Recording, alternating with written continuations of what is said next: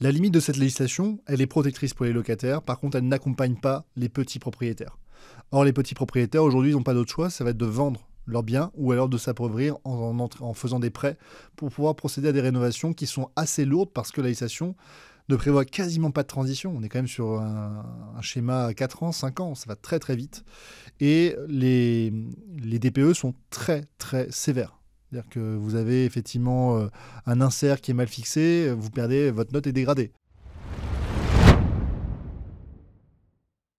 Salut tout le monde, on est dans la suite de notre chronique voilà, on va faire une petite série de 3 vidéos, on n'aura pas le temps d'en faire plus le jour où on tourne, mais c'est pas grave, il y en aura d'autres. Dites-nous si vous aimez bien en commentaire, on essaie de donner des petites techniques de self-défense juridique pour que les citoyens puissent se protéger face aux grandes entités. Voilà, et on est donc toujours dans cette continuité, c'est pour ça qu'il a toujours la même chemise et que j'ai toujours le même pull. Alors, on se changera entre-temps pour les prochaines émissions, mais pour l'instant, on enchaîne.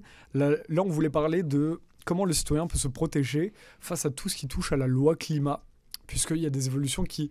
peut-être que ces lois ont un sens, mais parfois, les propriétaires ou les locataires peuvent être lésés, voire une augmentation de loyer. Qu'est-ce que Maître David Guyon, qui est toujours avec nous, qui est toujours un avocat extrêmement courageux, je veux prendre ici des avocats qui parlent clairement des choses et qui osent s'opposer parfois aux foutaises qu'on nous propose dans la société. Donc voilà, Maître David Guyon, que faut-il savoir sur ce sujet ? Alors quand on parle de mesures écologiques, forcément on parle de DPE. Ça, c'est la première chose. Et c'est le diagnostic, les DPE. Alors, c'est le diagnostic de performance énergétique. C'est la performance... Ça, c'est quand quelqu'un vient chez toi pour voir si ton mur est bien assez... Il n'y a pas de vent qui passe, il n'y a pas de trou qui passe. C'est plus subtil que ça, mais oui. En d'autres termes, ça va... Ce diagnostic de performance énergétique, depuis 2021, c'est un document qui est indispensable si vous voulez louer votre bien. Donc, si vous ne l'avez pas, il n'y a pas de location possible. D'accord ? Il y en a même qui louent là et des propriétaires qui ne pourront plus louer au début de l'année prochaine. Alors justement, c'est les conséquences du DPE. Quelles sont les conséquences de ce DPE ? Première conséquence, s'il est trop mauvais, vous ne pouvez pas le louer. Deuxième conséquence, s'il est louable mais pas terrible, vous ne pouvez plus augmenter le loyer. Trop mauvais, c'est quoi ? C'est classe G ou F ? Au-delà de G. C'est vraiment une... Quand c'est vraiment une... Il n'y a rien après G, non ? Si, parce qu'en fait, G est quand même soumis à une performance. En fait, il peut y avoir vraiment une note de performance qui est vraiment horrible. Et là, on dépasse le G.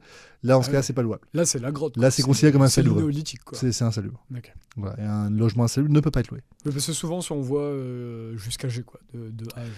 Après, la législation évolue. Donc, GF, à partir depuis le 1er août 2022, vous ne pouvez plus augmenter votre loyer.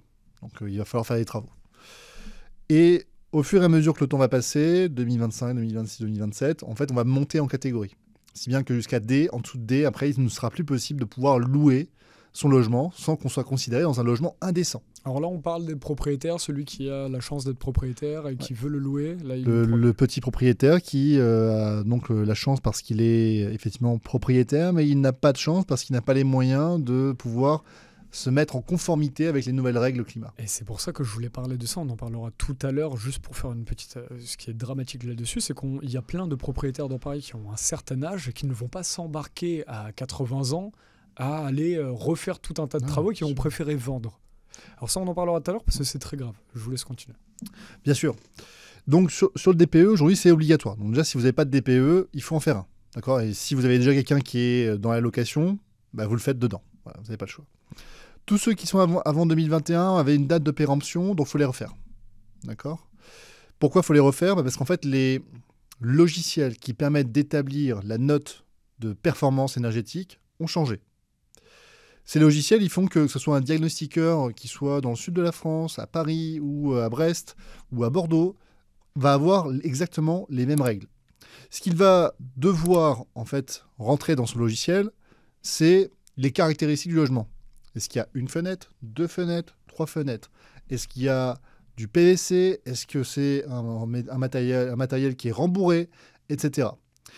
Et s'il rentre les bonnes informations, la méthode de calcul, le logiciel de calcul est exactement le même et donc vous devez avoir d'un diagnostiqueur à un autre exactement la même notation.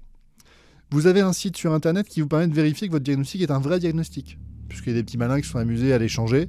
Donc ils ont chacun un numéro d'identification. On peut modifier un PDF. Donc, ils ont chacun un numéro d'identification et vous pouvez le retrouver sur un site internet. Alors, j'ai plus le nom de la référence, mais sur le site, sur mon site juridique, vous avez une émission sur le DPE et j'avais donné les références avec un lien hypertexte. Mais alors là, que je comprenne bien, ça veut dire que quelqu'un peut donc modifier un PDF, s'approprier un numéro et venir faire un diagnostic alors que Non. c'est un fraudeur. Non. Non, l'idée, c'est de dire, on a des petits malins qui se sont amusés à reprendre leurs anciens DPE en se disant, on va les modifier un petit peu sur notre logiciel Ouais. et puis on va leur mettre une catégorie D au lieu que ce soit la catégorie G. Ah d'accord, oui. Donc ok. en fait, ce qui veut dire que quand on est un D'accord, propriétaire et qu'on reçoit un DPE, on ne peut pas le modifier. Parce que ce même DPE est enregistré sur un site D'accord. officiel du gouvernement et qui a un numéro de référence qui fait qu'il est infalsifiable. Donc là, tous contrôlés. Hein. Donc on connaît la performance énergétique de votre bien immobilier. Première chose. Deuxième chose, évidemment, ça va avoir des côtés positifs pour les locataires, des côtés négatifs pour les propriétaires. Pour les locataires, ils vont arrêter dans des passoires énergétiques, plutôt quelque chose de positif. Ça va entraîner également l'impossibilité d'augmenter le loyer lorsque les performances énergétiques sont trop faibles.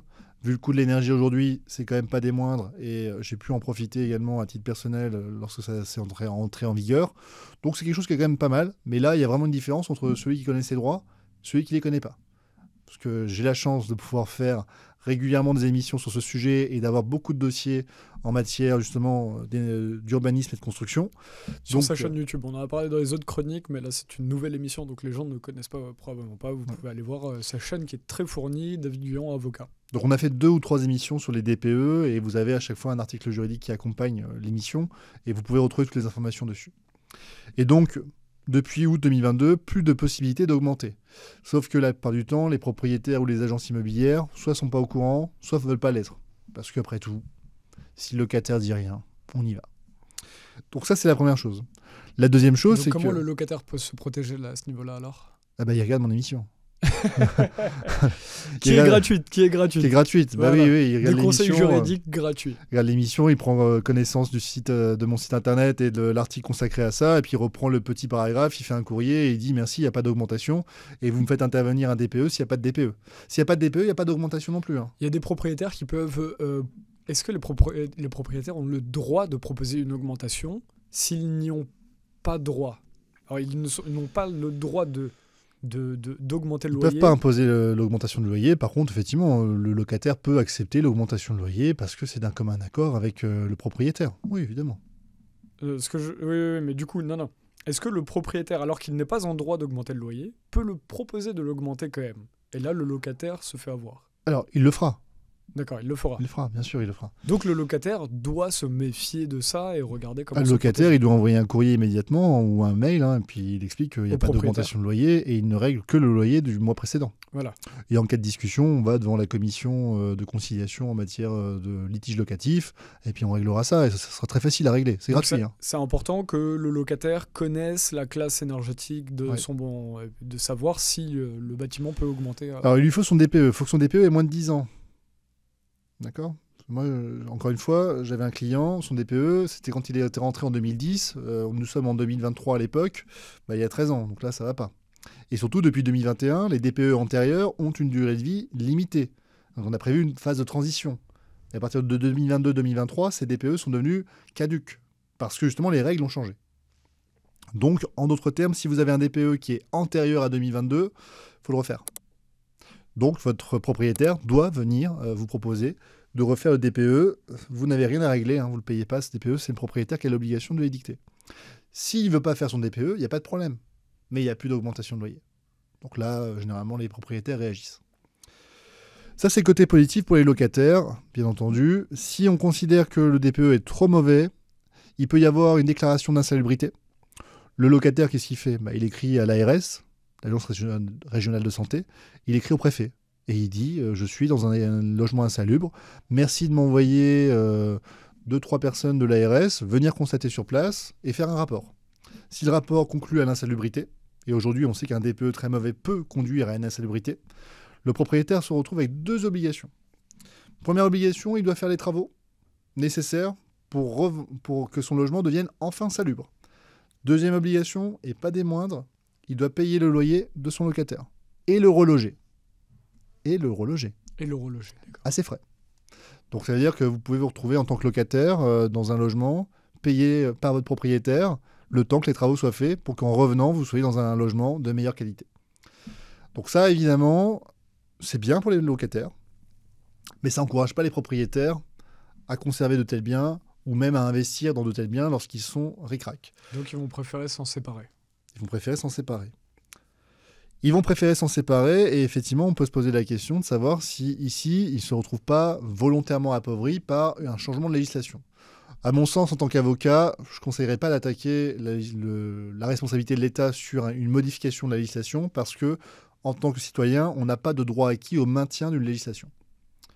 Et certes, on subit un préjudice parce que la valeur de notre bien va diminuer, mais ce préjudice, il n'est pas assez grave pour que, même sans faute, on puisse être indemnisé. Est-ce que, en tant qu'avocat, votre regard dessus, bien sûr, vous n'êtes pas législateur ou ni politicien, mais est-ce qu'on peut se dire que s'il y a une telle vague de personnes qui vont être amenées à vendre leurs biens, est-ce que les lois, est-ce que cette loi climat là-dessus, sur cette thématique, sont anormalement lourdes? Est-ce qu'elles sont incohérentes? Ça ne devrait pas entraîner de telles... Alors, moi, ma position, injonctions à vendre. Ma position, elle est un peu la suivante, c'est de dire, il est clair qu'il y a eu des abus et qu'il y a eu des passoires énergétiques. Pour avoir vécu moi-même dans une passoire énergétique... Il y a eu des abus avant. Oui, il y a eu des abus. Oui, Okay. oui. Parce qu'il n'y avait pas de pression pour les propriétaires de faire le moindre travaux. Donc, vous mettiez quelqu'un dans une cage à poules, c'était ouvert aux 4 vents, tant pis pour lui. Voilà. Donc c'est un petit peu maintenant, finalement, on se réveille 20 ans après ça, et on impose tout de suite, faites des travaux dans les 2 ans, sinon vous êtes... C'est là où voilà, la législation, pour moi, touche les limites. C'est qu'elle ne propose pas de solution d'accompagnement. Alors, il y a la prime rénov', c'est bien, mais c'est pas suffisant. Il y a la quoi ? La prime rénov'.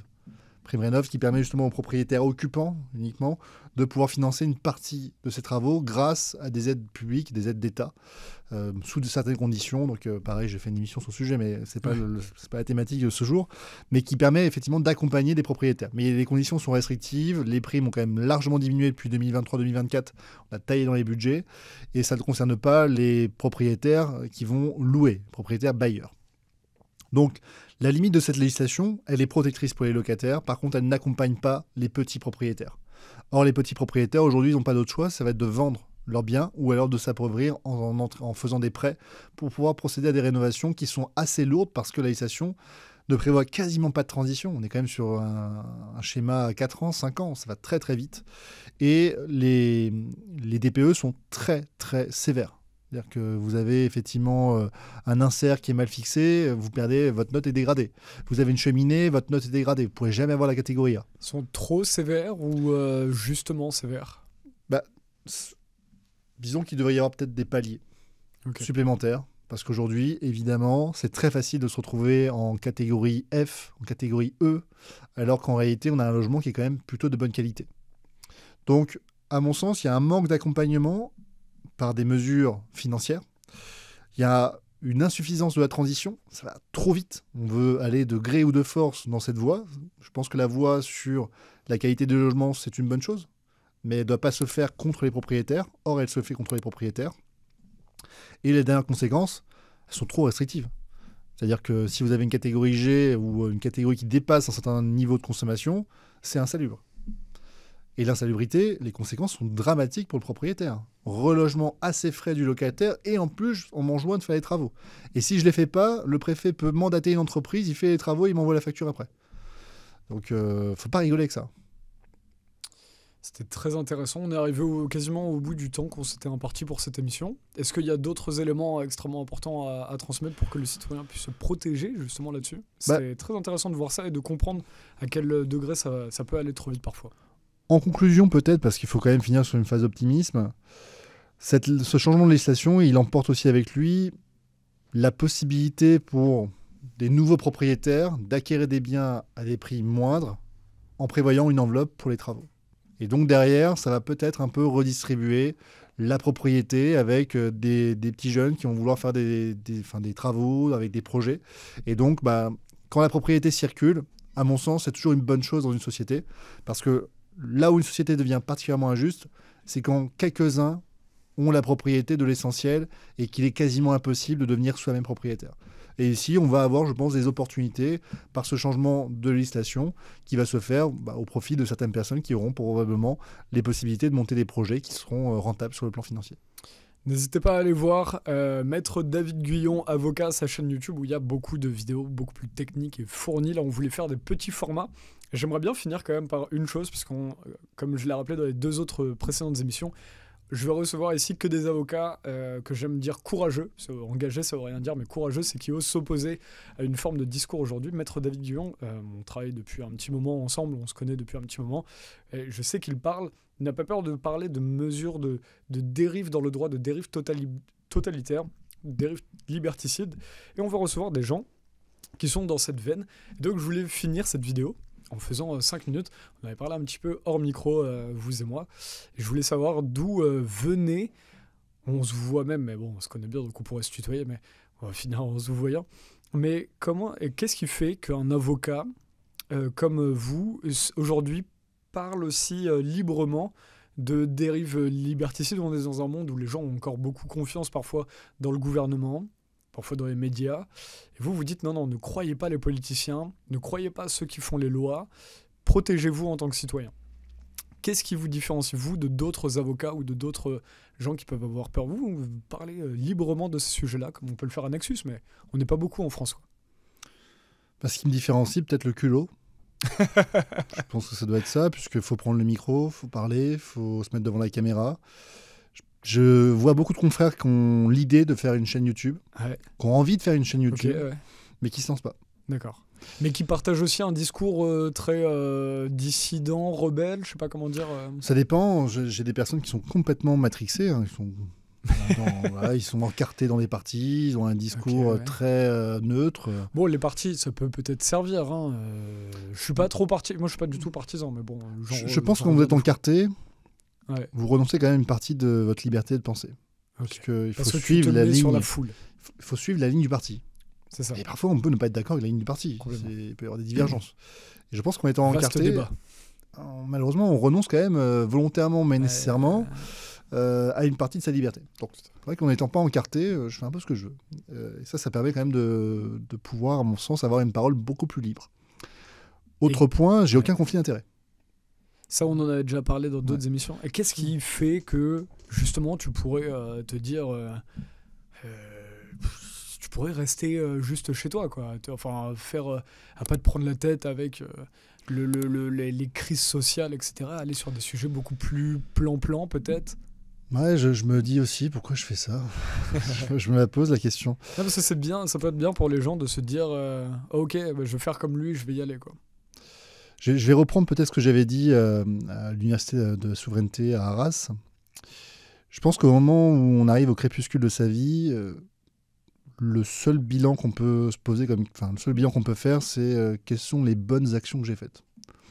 Tout le reste, combien j'ai gagné, qu'est-ce que j'ai pu avoir, quelles étaient les personnes qui ont partagé ma vie, c'est bien, mais à la fin de la fin, ce qui reste, c'est quelles sont les bonnes actions qu'on a faites dans ce monde et qui font que on mérite de se souvenir de vous au moment où vous passerez de vie à trépas. Tu fais ça pour te regarder dans le miroir à la fin de ta vie. Je pense que j'ai besoin de sentir que j'accomplis quelque chose. Okay. La mission, on en a parlé tout à l'heure, dont je me sens investi depuis la crise sanitaire, c'est changer le monde. Et changer le monde, notamment juridique. Alors, c'est peut-être très ambitieux, c'est peut-être effectivement très naïf de ma part, mais je veux que après mon existence sur ce monde, on ait une plus grande justice sociale et une facilité d'accéder à la justice et au droit. Et je trouve qu'avec les émissions qu'on fait aujourd'hui, on facilite l'accès au droit. Avec les autres projets que j'ai en parallèle, on va faciliter l'accès à la justice. Et pour moi, je pense que je peux réussir et que je peux y arriver. Et je réussis ça aussi parce que aujourd'hui, tu m'invites sur ta chaîne, parce qu'on a plein de gens qui me soutiennent, qui travaillent avec nous, qui nous font confiance. Et c'est toutes ces personnes qui permettent aujourd'hui de mener ces projets. Et l'État en est incapable. Il faut donc que ce soit une initiative privée qui le fasse. Et je suis content de pouvoir me dire que je me sens investi de cette mission et que je peux le faire. Il faudrait que tu viennes faire en fait avec nous les chroniques de sagesse qu'on a. J'ai lancé une autre chronique sur justement sur une autre façon de voir le monde et justement de parler de philosophie comme ça. Donc ça se trouve, tu aurais ta place là-dedans à fond. Avec grand plaisir. Et c'est intéressant parce que justement, tu me disais que avant 2020, tu n'étais même pas encore dans la trentaine et finalement, tu n'avais pas spécialement d'ambition de cette manière-là. Tu étais un peu plus dans ton travail, dans ta vie très lambda. Et c'est la crise. Enfin, tu me dis si je me trompe, hein, mais c'était ce que tu me racontais. Et c'est vraiment avec la crise sanitaire que tu t'es dit non, mais attends. Là, faut que. C'est quoi ça en fait? C'est parce quoi il s'est passé un réveil en toi où tu t'es dit il me faut des objectifs dans la vie? Qu'est-ce qui s'est fait? Ouais, je pense qu'ils auraient jamais dû nous confiner. Hein. Je pense qu'il y en a beaucoup qui se sont réveillés.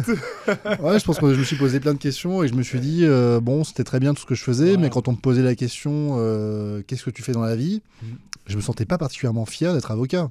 C'était cool, c'était bien pour le statut social, mais j'avais pas le sentiment que j'aidais vraiment les gens ou que ce que je faisais avait un sens. Que là, tu aides les gens vraiment à prendre possession de leur pouvoir juridique grâce justement à tes compétences d'avocat, quoi. Bah, en fait, je combats les injustices.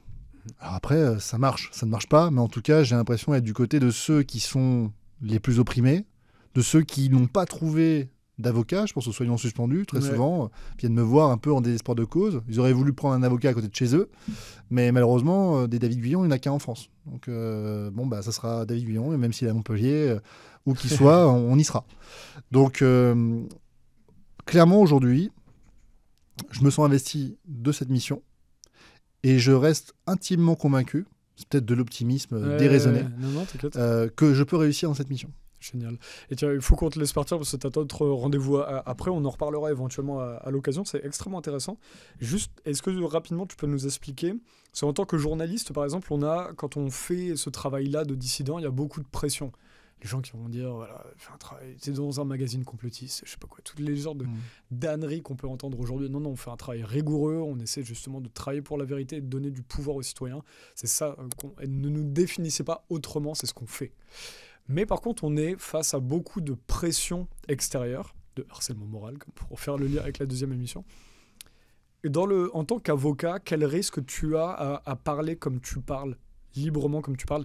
Il est sur Twitter aussi d'ailleurs, en parlant de... Vous pouvez le suivre sur les réseaux. Voilà. En tant qu'avocat... Quel risque? En tant que journaliste, c'est infernal. Mais en tant qu'avocat? Je pense que le principal risque, c'est que quand vous êtes avocat en droit public, vous avez la possibilité de postuler sur des marchés publics pour travailler avec des communes, des régions, des départements, voire certaines missions de l'État. Que toi, tu ne peux plus travailler avec Milly Laforêt, quoi, c'est fini. Là, aujourd'hui, effectivement, ça risque d'être un peu compromis pour remporter un marché public.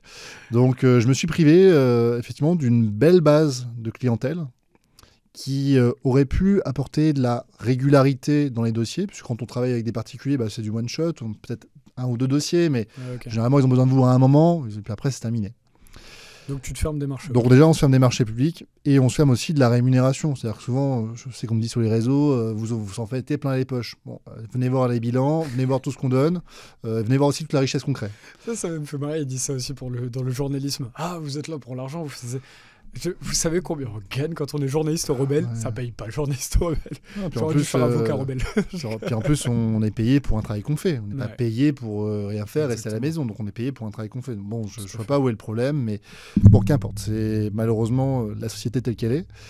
Et face à cela, donc, on s'est privé d'une grosse catégorie de nos clients, d'une régularité dans les revenus et de prestations qui auraient pu être facturées beaucoup plus élevées par rapport à ce qu'on aurait pu faire avec des particuliers.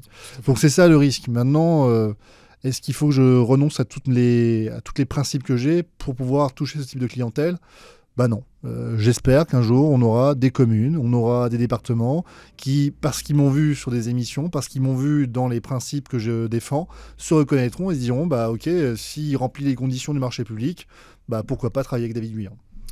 Et je pense qu'on partage un monde commun, nous deux et les lecteurs de Nexus et tous les lecteurs de médias alternatifs, de juste voir un monde cohérent, un moment cohérent avec l'être humain et qui ne s'intéresse pas à d'autres intérêts que l'être humain et la population qui arrivent à discuter les uns avec les autres. Merci encore David Guillon, on se retrouve pour une prochaine série de chroniques. Là on n'aura pas le temps de faire un 4e épisode, mais il arrivera plus tard. On se revoit sûrement en novembre pour les tournages et on verra sûr.